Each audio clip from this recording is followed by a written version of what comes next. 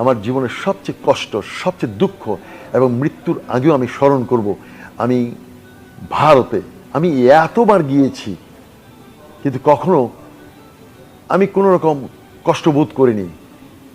কিন্তু আমি 2023 অক্টোবর মাসে আমি যখন কলকাতায় নামলাম, কলকাতা বিমানবন্দরে কোনো একটা কারণে আমি যখন বাংলাদেশের পরিচয় দিয়েছিলাম, তখনই কিন্তু তাদেরই প্রধানমন্ত্রী শেখ হাসিনা কিন্তু এখানে ক্ষমতায় ছিল।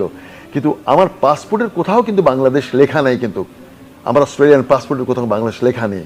তারপরও আমি শুধু ভালোবেসে তাদের তাদের তাদের প্রতি একটা ফ্রেন্ডলি আচরণের সৃষ্টি করার জন্য এয়ারপোর্টে যখন আমি নিজেকে বললাম যে আমি অরিজিনালি ফ্রম বাংলাদেশ, আমি তিরস্কৃত হয়েছিলাম এবং অপমানিত বোধ করেছিলাম যে আমি বাংলাদেশের প্রতি তাদের এত ঘেন্না, এত ক্ষোভ আমি 2023 অক্টোবরে যেটা দেখেছি আমি জীবনে কখনো ভুলব না।